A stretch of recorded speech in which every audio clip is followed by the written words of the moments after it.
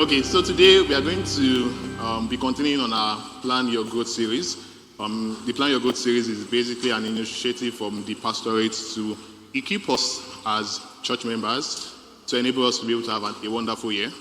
And today our specific topic is, which we are going to be treating, is building a strong social network. Before I continue, I would love to appreciate the pastorate for giving me this opportunity to be able to speak on this with us, and also appreciate, in this case, my mom, Deaconess F.A.M.E, for being a very good example of this topic. Because if there's anything I've learned as regards, if you're appreciating her, please appreciate her well. Because if there's anything I've learned about this, I think Pastor mentioned that it seems as though I tend to have a strong social network, but I think everything I've learned as regards having a strong social network has been me learning directly from my mom, Deaconess F.A.M.E. I usually say something confidently that if I'm going to go to any state in Nigeria, at least Nigeria, I'm sure that my mom knows at least one person there. Right? Any state in Nigeria, I'm sure my mom knows at least one person there.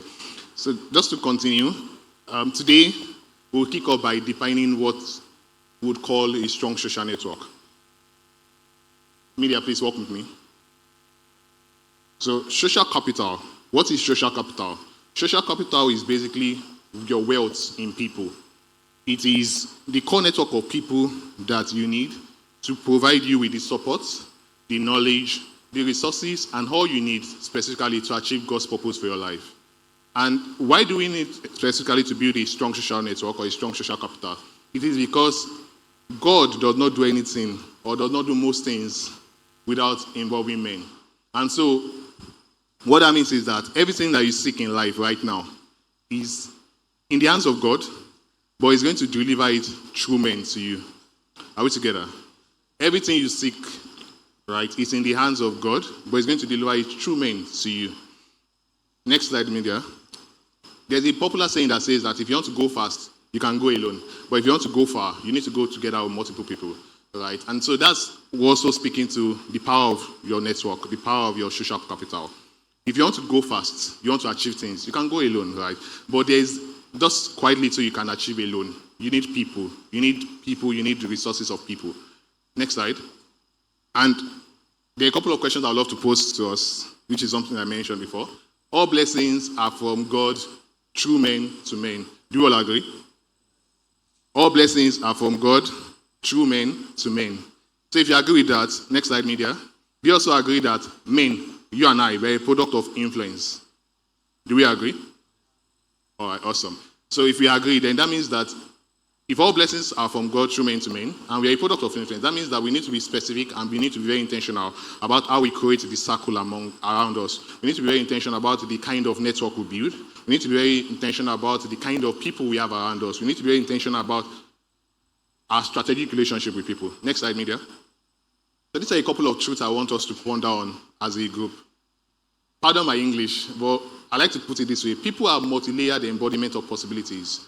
What that means is that everybody, right, are carriers of possibilities. Every single person around you is a carrier of at least a possibility. You may not necessarily see it, but if you look left and right, the person sitting beside you, the person sitting at your left or your right, they are carriers of possibilities.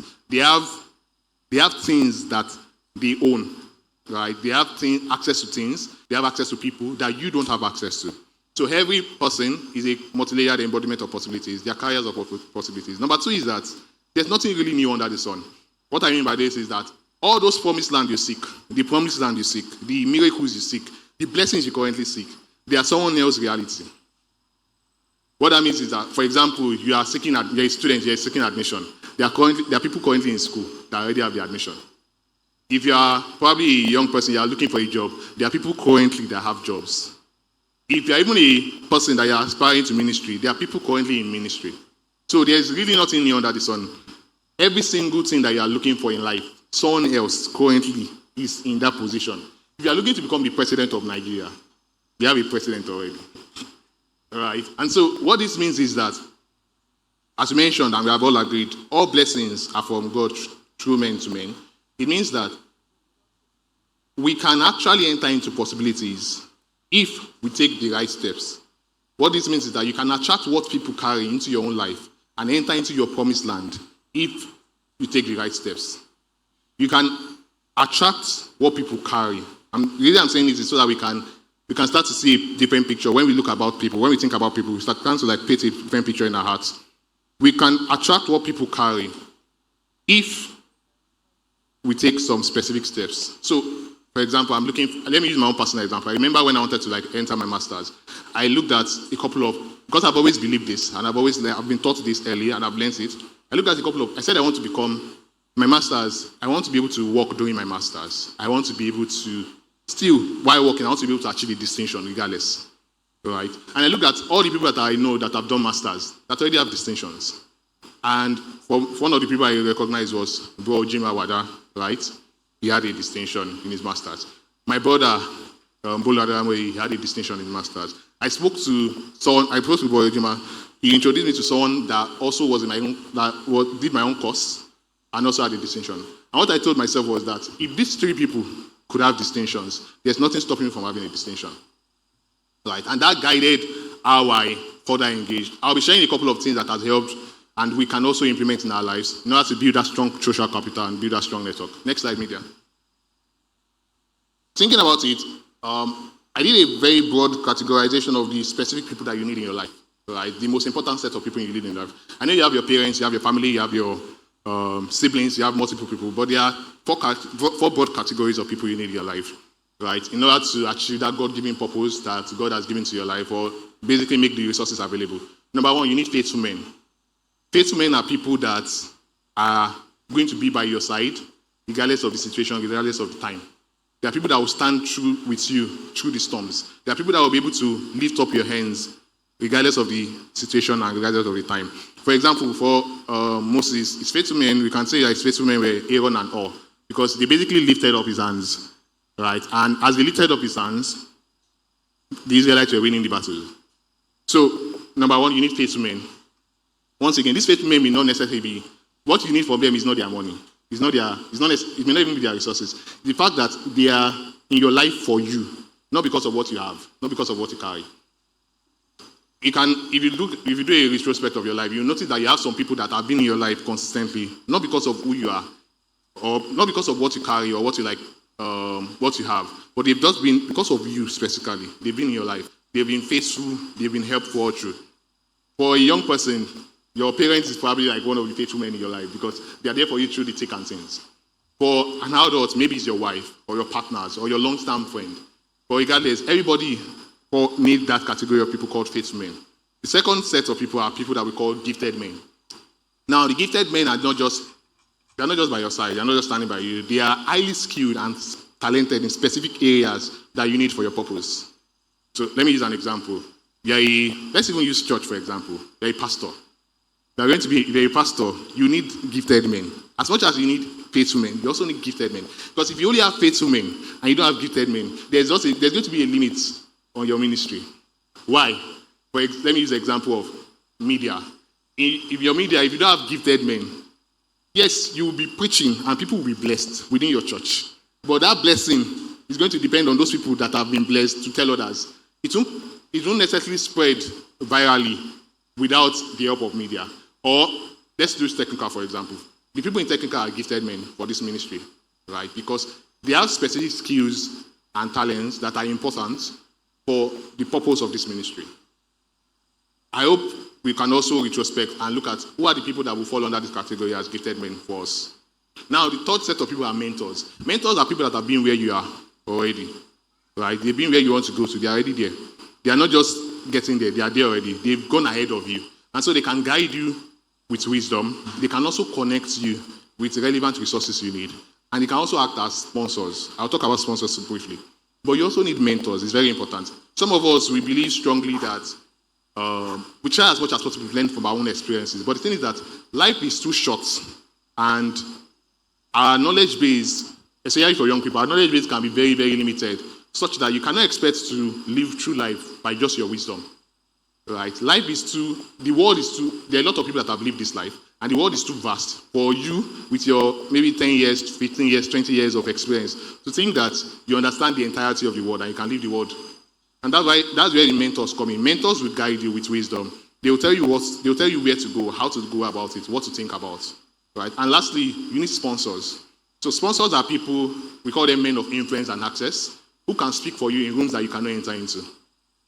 Right? They are men of influence and access that they can speak for you in rooms that you cannot enter into. For example, you have a business, you want to get a grant. You can only apply for the grant, but in terms of the decision making of the grant, you are not the one that will decide. Right? There are other people that will decide. So the sponsors are those people that are that can speak for you within where decision making is happening. They have access to the decision making rooms, and so they can speak for you there. Now, these are the other people, right, that you can have, but these are the major categories that you need. So can we just echo it together? You need faithful men. You need gifted men. You need mentors. You need sponsors. So let's now say it, let's prophesy it for ourselves and say, I need faithful men. I need gifted men. I need mentors. I need sponsors. Now also, we are going to prophesy it now and say that in my life, I have faithful men. I have gifted men. I have mentors. I have sponsors. Let's move to the next slide. Now, how can we attract these people? It's good to say it, but mentors, gifted men, faithful men are not just going to jump on your laps, right? Because they're also busy about their lives. And unlike what I know, church, for example, church has given us that opinion, and it's a very good thing because we are in the kingdom of God, that people love you a lot. People love you unconditionally. But the thing is that when you step out into the world, people don't necessarily love you unconditionally. People are concerned about their life than you. Most people are selfish. They don't care about you. It's very important we learn. Like, as much as in the church setting, we know that people love you. Your pastor loves you. Your members love you. But when you step out, people don't love you. You are not the best thing after sliced bread.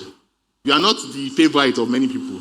And so what that means is that for you to have these people in your life, there needs to be something that will pull them to you. It's not just by you living or by existing. You're not entitled to them. There are things that will pull them to you. And so I'm just going to be sharing briefly a couple of things that will help to attract these people into your life.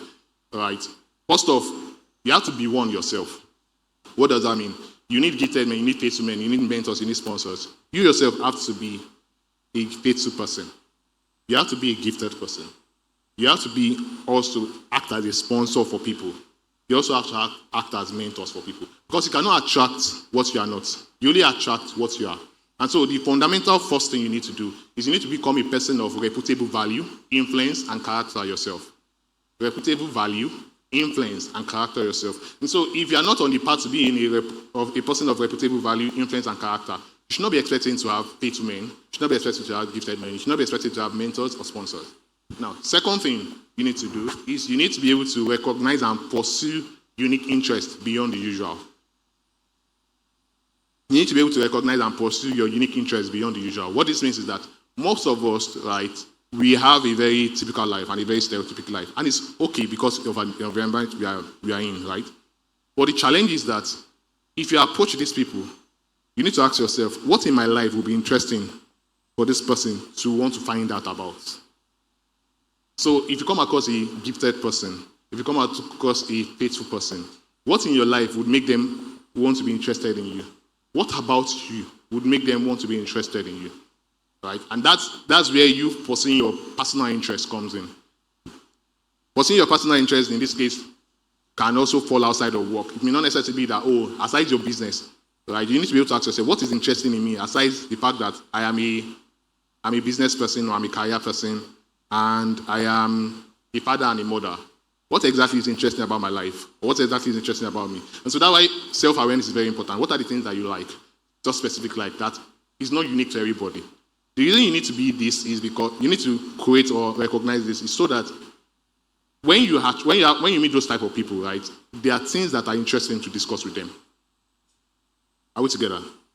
When you meet this type of people, there has to be things, common grounds that you can discuss on. So beyond your career, beyond your work, what will make someone that is gifted, what will make someone that is faithful, what will make someone that is a mentor be interested about your life? I'm not saying we should forsake the first one, because the first one is that you need to be a person of reputable value, character, and influence. But beyond that, what are the unique interests that you can pursue? What are the unique interests that are pertaining to you? For some of us, it may be as simple as, the fact that maybe when you're growing up, you had access to a couple of things, and maybe you are good at poems, what we call Ewe, right? It could be that, oh, you are good at pottery, right? It could be that you are interested in pets or animals. It could be that you are interested in a couple of things. But you need to find out those unique interests, because those unique interests are going to serve as point of conversations when you meet this type of people. Now, the next thing is that you need to have a public trackable record that everybody can see. And this differs per industry.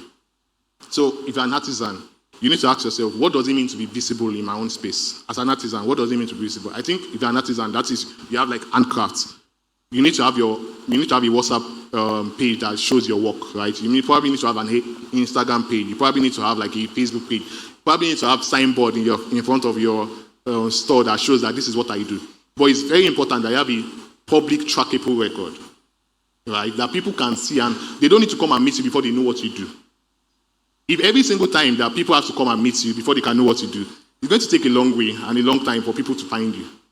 If I have to always come and meet you directly before you can know what you do, it's going to take a long time for people to find you. So you need a public trackable record, something that shows your work, something that shows what you do, regardless of what it is, right? That's a third thing. Then the next thing is that you need to also be genuinely interested in people. Before other people can be interested in you, you need to deliberately be interested in other people, right? You need to deliberately be interested in other people. Next slide, media. These are from some of the general things that we know. Be kind to everyone. Why should you be kind to everyone? Because Paul in the Bible mentioned that you should show brotherly love to everyone, because by so doing, some people have certain strangers, certain angels. You don't know who you are meeting. You don't know who they are. You don't know what they carry. Remember, people are carriers of possibilities. You don't know what they have access to. And so you need to fundamentally be kind to everyone. Now, the next thing is, you also need to pray about these people. As we have confessed ourselves, as we have prophesied, you need to deliberately confess and prophesy that, God, I attract this kind of people into my life. Now, aside these things, there's the part of now recognizing and honoring people that are in this space. So, as I've mentioned, look at people in your life. Who are the people that fall into this category right now? Look at where you are going to. Who are the people that you think would need to fall into this category? For example, if I use myself as an example, right, one of the gifted men I have is our brother Akinshola. Why? Because he's involved in design in almost all the projects I handle.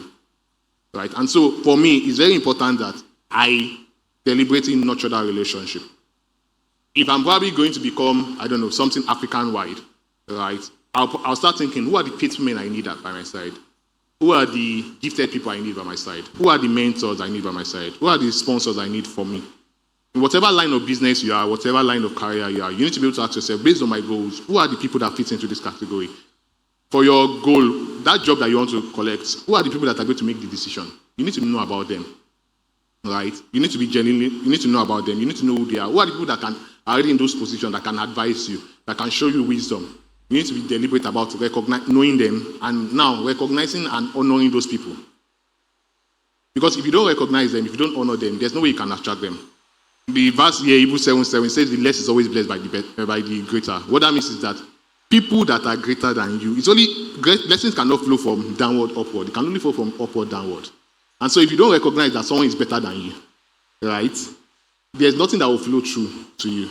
So you need to, I know in church we say that God loves everybody, right? But all men are not equal in life. All men are not equal. Men carry different things. Men are in different stratas. Men have different level of access. Men have different level of influence. And so if you don't recognize that this particular person has this and this, and you're able to deliberately honor them, there's no yield you will receive of what they have. Now, when you do this, the next level is that you need to be able to offer value wherever you are. And I'm going to speak on this a bit because most of the time, we always think that we don't have any value to offer. But you know that your time is valuable. Your resources are valuable. If it's a matter of even just offering services to those people alone, it's important. I remember when I was younger, when I was in school, I had a rare opportunity of the previous chairman of F.A.M.E Quest, right? By one of my sponsors that I know that was my sponsor, introduced me to the chairman of F.A.M.E Quest. And he was coming to UI. And I told myself, if this person is coming to UI, what exactly do I have to offer him? And I had to think, because then I did not necessarily have like money, or I was not big. I told myself that, hey, I have my time. Let me offer my time as a PA to this person. I served as a PA to him when he came to UI for 2 days. And that formed a very strong relationship that I still have with him today. When I reach out to him, I call him daddy. I reach out to him. I can reach out to him today and call him daddy. But the fundamentals, what began that relationship, he does not know my mom, by the way. He does not know I don't think my mom has ever met him. But what formed that fundamental relationship is the fact that I recognize that this person is far better than me. I asked myself, what exactly do I honored him in my heart also. And then I asked myself, what exactly do I have to offer him? At that time, what I had to offer him was my time. And I gave that willfully. And so we need to also be able to do that in our own different lives. For the goals you have, for the space you are going to, what exactly can you offer? Then finally, always give more than you receive. What this means is that there's something we call social capital. There is social capital. There's something we call emotional bank. Right? Each and every person, every relationship you have with every person is more like a bank. And so, at every single point, when you're asking for a favor, you are withdrawing from your bank. If you're asking for a favor from the person, you are withdrawing from your bank. And so, if you want to ask for a favor, before you ask for a favor, something I've also taught my teenagers, before you ask for a favor, ensure you're investing in that emotional bank. Offer value consistently, such that the person at each point in time, when you're asking for a favor, feels indebted, and they feel like, okay, I'm not doing this person a favor. I'm actually paying or repaying a favor that this person has done for me. And so, at every single point for you, for these people, different people, ensure you're always giving more than you can receive. I think I would love to wrap it up, but there are a couple of things that we can also still discuss much later. But I'll keep it at this. It's very important that for every stage you are going to in life, for every set of people you are dealing with, always recognize at every point in time, what are the 4 categories of people? What are the people that fall into these 4 categories for me? Right? How can I recognize them, honor them for what they carry? Can we scroll back, media? How can I recognize them, honor them for what they carry, offer them value, right? Value. And don't say that you don't have any value, because right now, you have your time, right? And then ensure you give more than you receive. Thank you very much.